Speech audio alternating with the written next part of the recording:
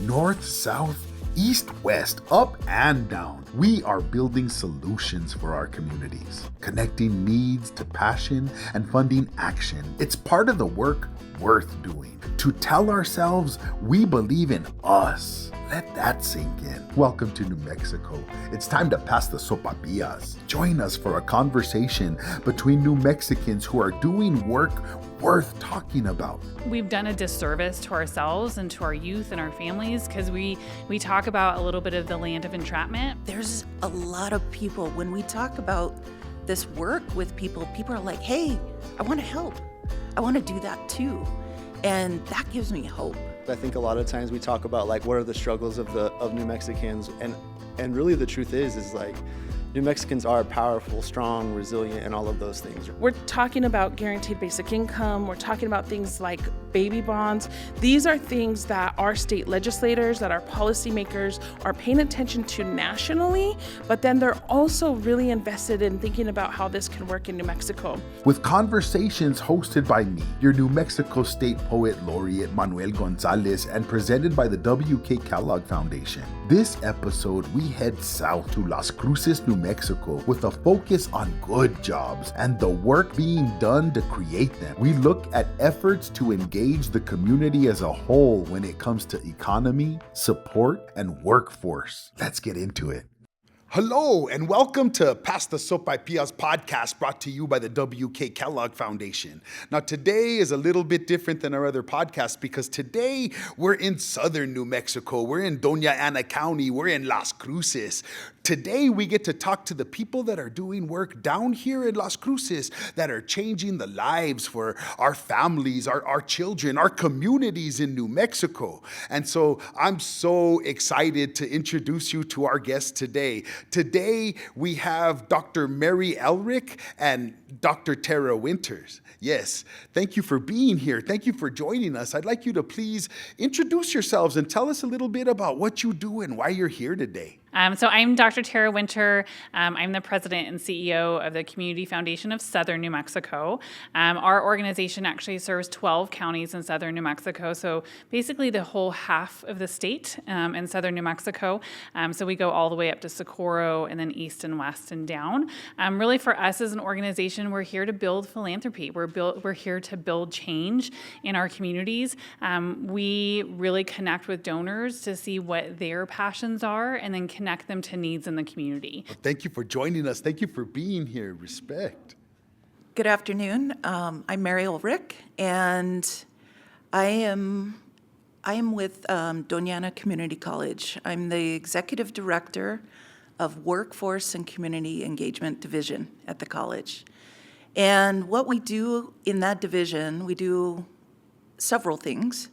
We have an adult education program that connects people to English language learning, ESL classes, as it's commonly called. And then we also do high school equivalencies for people who didn't get a high school diploma. So it's really important in the community. Thank you for being here, and thank you for what you do. I want you to talk about and educate us a little bit about the challenges, the economic challenges facing our communities down here, specifically in southern New Mexico. So there's two things I would say. One is, like I talked about, access to opportunity and having the ability to, like what we try to do is bridge from community members to those opportunities and be that bridge for them. Even though we do have training programs and we have all these things that would help increase families' economic mobility, we still have many community members who say, I don't know about that, or I can't do that, or I can't participate in that for some reason. And so we try to be that bridge for them. But the other thing is we need good jobs as well. Our wages have increased over the past 5 to 10 years, but we still need to really work with employers and other people to create good jobs. Mm-hmm. Yeah. And I think, I can definitely kind of echo what Mary is talking about. I think for the Community Foundation of Southern New Mexico, we connect donors to needs, but we're also connecting corporations and grants to opportunities, right? And so we've had the opportunity the last couple of years to do some economic development grant making. So we're granting to small businesses, large businesses, we're grant making to organizations that are bridging, that are making those connections. And I think a lot of things that we hear, and one thing from being kind of a New Mexican, I'm a fifth generation New Mexican, is that I think we've done a disservice to ourselves and to our youth and our families, because we talk about a little bit of the land of entrapment, right? Like youth really want to get out and they want to go do things because they don't realize how much is in their backyard or how much is in their state. And so I think there's some big opportunities to have those conversations that some people always say, well, I didn't know. Well, how do we get them to know? And how do we make those connections? And how do we work with community partners, which some of them we met here today when we were getting ready for the podcast, that we need them to have access and then the availability to go, but also the opportunity to say, like, yes, you can. Yes, you can do this. Yes, you can make these opportunities. I want to know about the lives that your work has touched and how they've changed in that way. One of the ways that we have developed, we've developed a course that's called Personal and Career Discovery. We developed it in partnership with a lot of different organizations. One was the City of Las Cruces that helped us, and with the Kellogg Foundation. So it's really a course that can meet people where they're at. And it's a personal discovery. So they do a lot of identity work and thinking about, what do I value? What are my strengths? And these are sometimes people who hadn't thought about what they're able to contribute. They've not had that asked of them before, like that question. What are your strengths? What are your values? And then other things they do in that course is also do some career exploration, where they might find out, yeah, I'd like to work outside, or I'd like to have a job that looks like this. One of our biggest success stories, initially, the program from the city's point of view, they really wanted to work with the homeless population in Las Cruces. And so we had an individual from the tent city down at Community of Hope, living in a tent. Her name is Dawn. And she joined our course, and she went through, and she started out real quiet and began to contribute more and more to the course. The other magical thing that happens is they build community amongst themselves. And so really strengthen each other as a community, which is super important. And now I'm gonna cry. So Dawn went through the class and finished, graduated, and then she told her partner that he had to do it. So he did, and he had also some substance abuse past, incarceration, history of incarceration. Hadn't really had it, they didn't really have work, gainful employment. So Ruben went through the course, and he told us it was the first thing he ever finished. And it was the first time he didn't, I'm choking up again. He didn't have to pretend.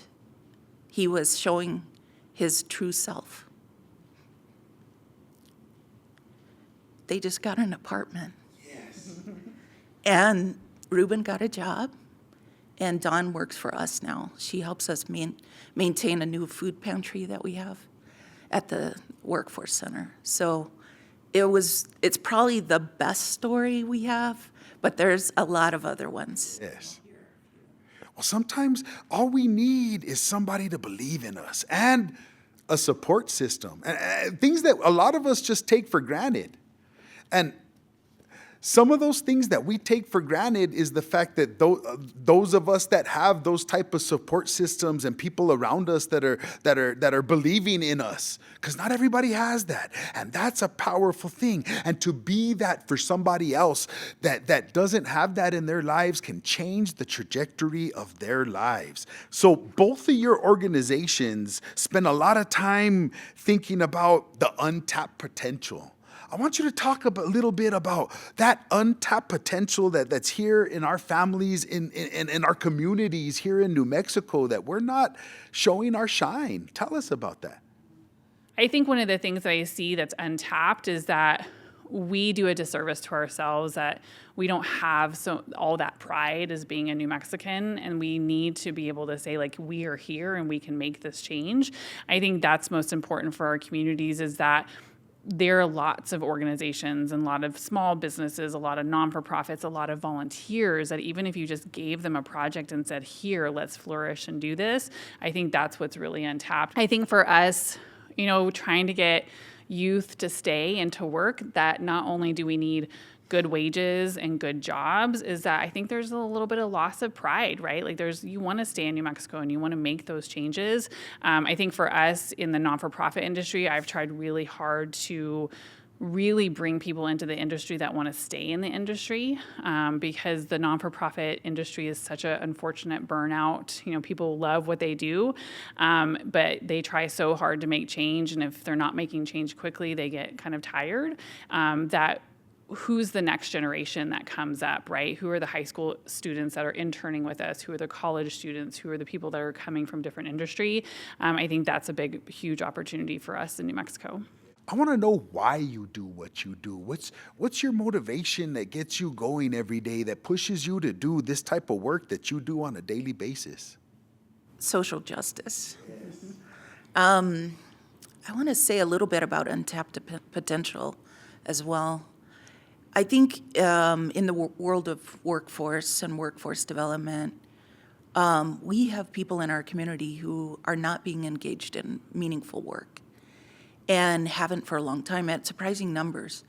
Our personal and career discovery class that I was talking about a little bit came out of a different project that we had started a few years ago called Career and Life Skills Academy, kind of a similar name. That academy was designed specifically with and for individuals in our community who weren't working. Those individuals had disabilities. And something like 60 or 70% of adults with disabilities are not employed. And that's a huge untapped potential for our workforce, as well as then what has spun off, I guess is the right word.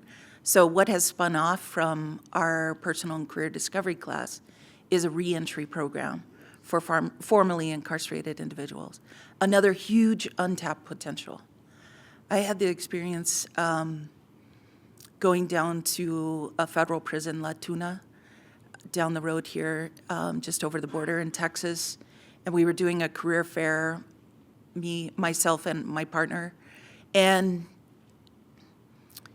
here we were, workforce individuals, trainers, with employers calling us every day, we need this person, we need 5 employees for this job. And here I was standing in a room, it's a men's prison, with like 150 able-bodied men who could work. Yes. And so, but we need to work collectively to make sure those individuals, when they are released from prison and have served their time, have the opportunity to rebuild their lives. And so those are 2 just huge untapped potential. There's others. People who never saw themselves going to college. They can still access training and get good jobs. So that's why I do what I do. There's a lot of people, when we talk about this work with people are like, hey, I want to help. I want to do that too. And that gives me hope. I think for me, the work that we do at the Community Foundation every day is so different. Every day is so different. And even when you have, your list of things that you think you're going to accomplish that day, something always kind of throws it off. But for me and what drives our work is kind of building long-term philanthropy, that these funds will be here for generations to come, and that we're funding multiple hundreds of students every single year that all have an amazing, passionate story that they want to go on to school. We have an opportunity to work with one of our local schools that has been kind of shifting and changing into kind of vocational school. And we went to them and said, okay, what do you all need? And they're like, well, we need a closet of fire-resistant material clothes so we can get our kids into welding, but they need, steel-toed boots. Like, absolutely, we can do that. And just that little piece so that student can then go out and do that internship and then be successful is what's really wonderful. I think the last couple of years for our entire team has been really interesting because we have been dealing with fires and floods and the unfortunate mass shooting here in Las Cruces. But I will say the minute we say a fund is open, we're here to help the community, the amount of money that floods in to assist is really, really amazing. And I think having those conversations with those people, right? So we've had conversations with people who have lost their home in a fire and flood, and we call and say, we're going to send you a check. Whatever you need it for is what you're going to. And the sound in their voices, right? When Mary said, I'm going to cry, that is amazing, right? When you can just say, hopefully this will get you gas. This will get you groceries. This will get you a down payment on a new home so you can continue to do the work that you do. It sounds like the type of work that you do is giving people a hand at the moment that they need that hand. And sometimes we don't even need that type of hand. Yeah. Thank you so much to Dr. Winters and Dr. Ulrich for joining us today. You have inspired us all to take what we do and to change the world. Thank you for joining us. Thank you for being here. And thank you for passing the sopapillas with us like this. Thank you so much, Mary and Terra. With work like that happening in our state, I'm hopeful about the opportunities we're creating for those who need us most. Engaging our whole community in opportunity is the theme today. To continue the conversation, help me welcome Logan Howard and Teresa Madrid. Thank you for being here. Thank you for sharing your spirit and your shine with us today. Now, if you could please introduce yourselves and tell us a little bit about what you do and what brought you here today. Yeah, I'll jump in. Teresa Madrid, I'm the executive director at the Partnership for Community Action. We're located in Albuquerque's South Valley. And the work that we do is really to walk alongside community, build power, and really encourage community engagement in ways that help families influence the policies, the advocacy, and the things that make us thrive. Thank you for being here. Awesome. And for me, my name is Logan Howard. My pronouns are he, him. I'm the Director of Community Impact and Public Policy for Families and Youth Innovations Plus. Families and Youth Innovations Plus, we are a behavioral health organization. So we've been in the community since 1977, so I think it's around 47 years. I haven't been there for the whole time, but we are a direct service organization. We do everything from medication management, outpatient, nutrition, housing, and there's a list, a very long list that I won't go through it all. Thank you for being here. Thank you for what you do.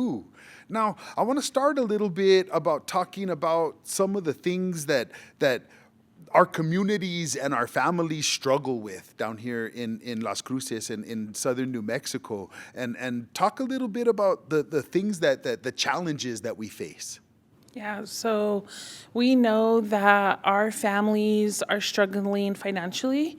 Wages are stagnant. The cost of living goes up. People are having a hard time making ends meet. Things like utilities, those constantly become things that families struggle with. And when your basic needs are challenging to meet, it is even harder to do things like saving for the future, investing in retirement. Those long-term visionary things for families are even much more difficult. Well, sometimes those of us I was going to say those of us from New Mexico, but those of all of us, we think like saving money is something that rich people do, or investing for our retirement. I got to worry about buying bread for dinner tonight. You can't worry about, buying stocks and bonds and all it is it takes a little bit of maybe instruction and inspiration to let us know that these are things that are possible for us and our families in that way. We were talking about our struggles. Yeah, so I think what we see with families, I think it's an interesting time to ask that question, especially with the cost of living going up so dramatically right now. Like even to fill a gas tank is hard right now. And so as a behavioral health organization, and the way that we look at it is, yes, we're seeing an uptick in people looking for therapy, an uptick in people looking for food, an uptick in people looking for help with transportation.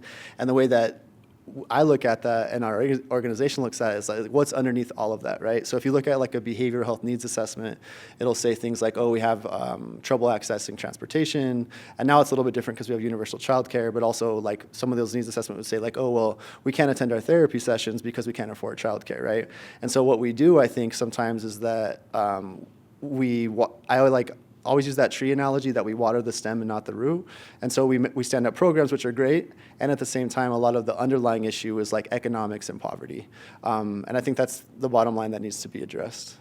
Well, we talked a little bit about the struggles. Now let's talk about the hope. Now what do we have that brings our communities and our families and our kids and all of us hope in that way? Can I say something?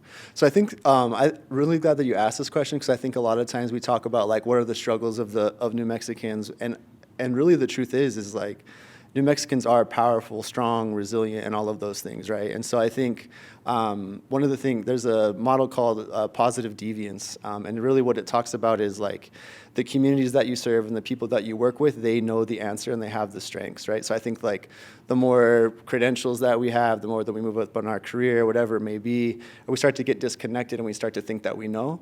And the truth of the matter is that we don't know, or at least I keep myself in a learner seat that I will never know everything, and that the people that we work with are strong and they're creative and they'll figure it out. And so I think there's a blend of both, right? I think that New Mexicans, especially youth and families, for sure need more support, and also I think that it needs to be reframed in a sense that we don't need to always be talking about it in a way that they're struggling or they're having these hardships, because I think that we're strong, like as a state and as a culture, like we are strong.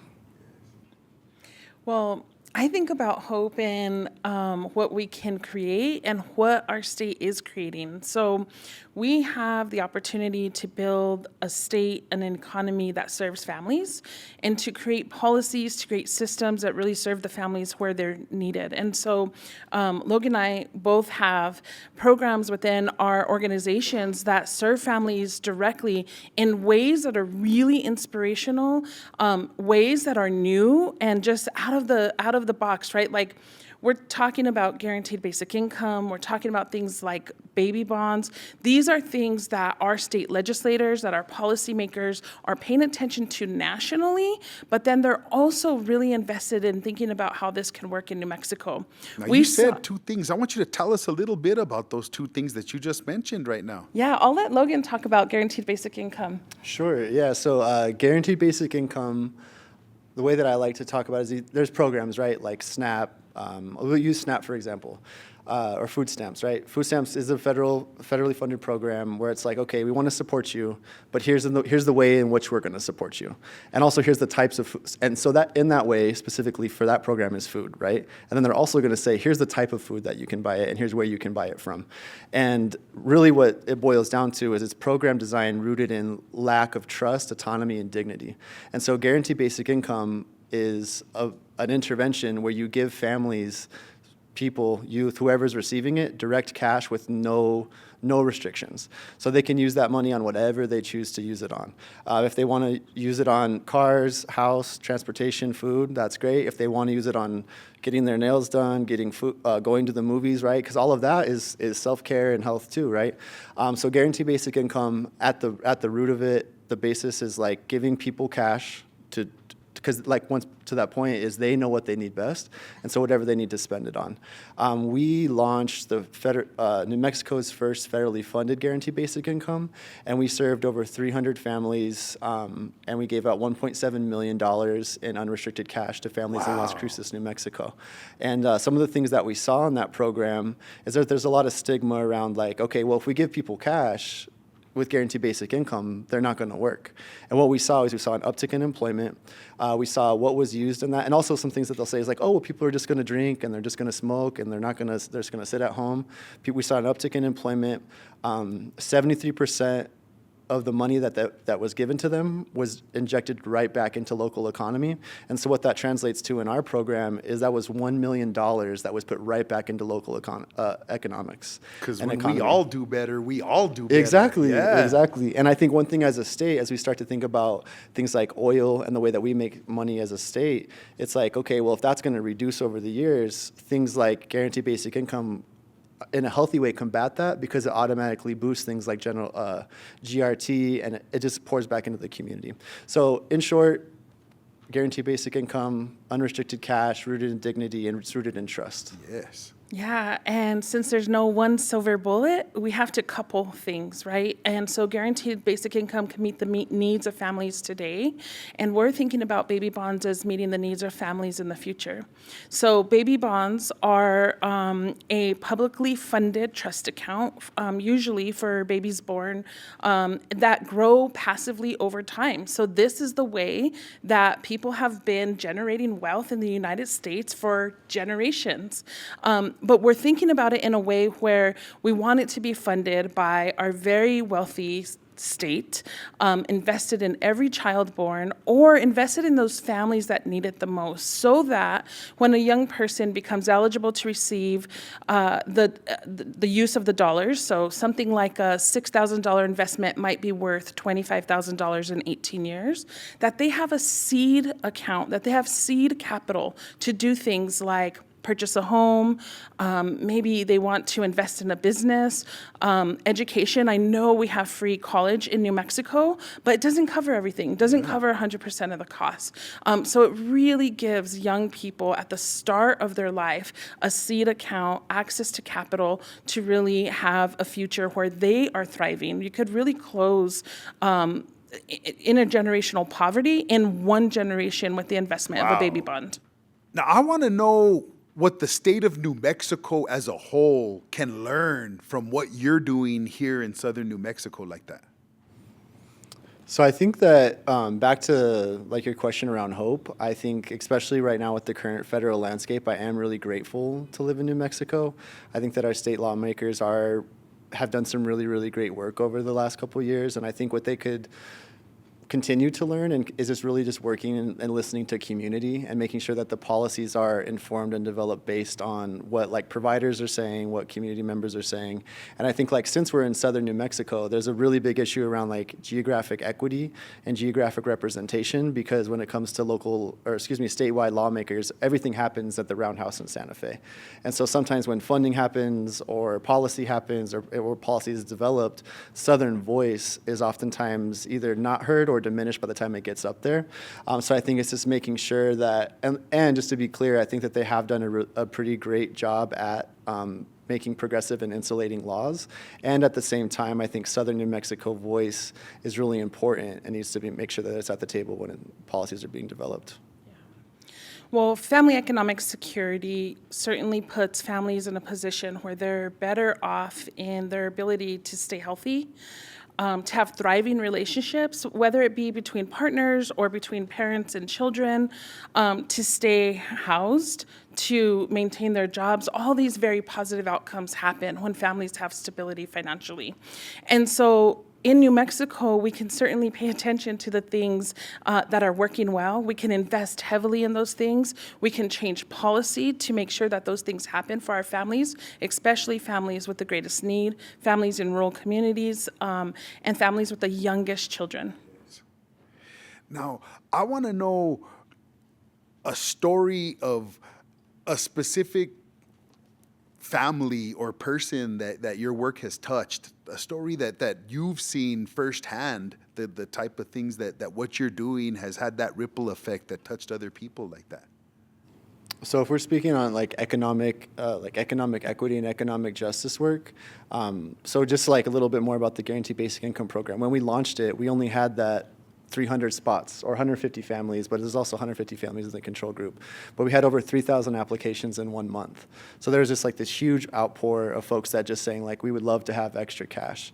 And then once we were able to sort through that and get folks cash and work alongside them to get them cash, there was a lot of really, really powerful stories. So it's really hard to choose one. But like, when we were going through some of those interviews, some of the people that were living in, I think it was like 80% of the poverty index, they were working 60 hours a week, right? And so they were able to pay off loans, start small businesses. There's a huge slew of stories where they were really able to like the hierarchy of needs, being able to think outside of just survival mode, and like that provided school attendance increased, local businesses increased, and I think one of the most powerful things that dropped in for me is really just seeing them like start their own businesses and being entrepreneurs. So for instance, when we launched the community event, we had the 3,000 applications. We had like a party. We had like paleta trucks and music, and everybody came through. And then when we did the next year, when we did like a follow-up event, the company that we hired to do like the jumping balloons was one of the people that got the cash from the program. So they invested in their own business, and we were able to contract with them for the next event. And so it's just really great, because one thing that basic income and baby bonds do, it's not about money, right? I mean, it is, like the intervention is money, but what it's about building wealth, right? It's not about just giving families cash. It's about building New Mexican wealth. There's another word you used. It also brings dignity, and I think that's important, and that's a beautiful thing. Yeah, for baby bonds, at the Partnership for Community Action, we have a lot of programs that do many things. So we do workforce training, we are a micro lender, but in 2024, we decided to invest in 15 baby bonds. And this was our way of saying, like, we just want to see this happen and see what happens. And we have had the opportunity to do some early evaluation of those 15 families. And what we know is that it gives families, they're not going to see this money until their children are 18 or a little older if their children decide to wait to use the funds, but that they have a sense of hope, they have a sense of trust, a sense of civic engagement. So I'll tell the story about our very first family that received a baby bond, Leslie, and I called her. She was part of our young parent cohort. I called her and said, we're doing this thing. We're going to invest in a baby bond for you and your child, Zayden, and this is what it is. And she almost could not believe it. She was uncertain about whether this was real or not, right? And so over the last 2 years, Leslie and I have had a lot of time to just catch up and talk about what a baby bond means for her. And since 2024, Zayden, who was 10 months old at the time, she thinks about how his future is going to look really different than her own future. Ooh. Gets a little emotional. She talks about how she has a new baby, a 3-month-old baby today, and how the baby bond allowed her to even think differently about her youngest child's future, how she wants to think more ahead around saving. Her and her partner and the 2 babies now have a home, so they're homeowners. And so just the seed, the capital that they have for their future gave her so much hope. So it's a great opportunity for individuals to be thinking about how they have agency to change policies in our state that really give opportunities for families to thrive and to flourish. But of course it's investing, and of course it's money, but it's also hope. It's investing in the future of these kids and of our families. I love that we're hearing words like dignity and hope when we're talking about money. Now, if we get this right, what will it look like for the next generation? So I think if we were to, so I love the idea of baby bonds, and I love the idea of guaranteed basic income. So I think if we were to get it ideally right, like in a perfect world, I think it would be a paired program where it's baby bonds, because I view baby bonds are an investment in New Mexicans' future, in New Mexico's future, and then guaranteed basic income is an economic intervention to the intervention of now, right? So I think that if we were to do it correctly, what we would do is really make a dent into like what we're seeing in New Mexico's poverty rates, child protective services interventions. I mean, the list could go on, right? But I think if New Mexicans and we're able to really boost the financial floor, we would see changes across almost everything that you touch, because at the root of almost every issue, once again, whether it's like transportation, access to behavioral health care, access to food, right? And I think all of our providing organizations, and here in Las Cruces, we all work very closely to make sure that we do the best that we can. And, sometimes there's gaps, right? And so I think that as providers and as organizations, our goal is to coach ourselves out or teach ourselves out of positions always. And so I would love to see a world in where organizations are needed less, and I work for one of those organizations, so I would probably have to find a new job. But really, like, that way we're not there having to work alongside them, right? Like, because the New Mexicans will figure it out, and if we give them the resources to, especially financial resources, then they can make the decisions that they need to make their family better. They can do whatever they need to do if we really boost the financial floor. What can New Mexico learn? You know, New Mexico is such a wealthy state. We have one of the largest sovereign wealth funds, and if we're good stewards of that money, we're using those dollars to invest in families. And what we can learn from that is really redefining what it means to thrive. Instead of families feeling like they're just barely getting by or they're just barely figuring it out, we could really get this right. We could really invest in families in ways where they're flourishing, and that means that they're healthy, that they have access to health, they have access to education, they have access to high dignified paid jobs, they have access to all the things that they need to be, contributing people in our society, but also that they trust the government to show up in ways that are meaningful for them and their families. Yes. Well, thank you, Logan. Thank you, Teresa. I hear you bringing dignity and hope and access and inspiration to our families, our communities, and our babies and our future in that way. Thank you for what you do. Thank you for being here. And thank you for sharing your shine with us in this way. Thank you. We have an opportunity to invest in perpetuity. And if we do, the rewards will be measured in equity, in delivery of resources, in building of a better tomorrow based on things that we've known for quite some time. The time is now. We know how to do what we do best. The answers are in our communities, the people, the passion, the desire for more. It is guaranteeing basic needs so that dreams can take root, north, south, east, and west. Saludos. Gracias. I'm your host, Manuel González, reminding you to follow, like, and share Past the Sopaipillas wherever you get your podcasts. See you next time.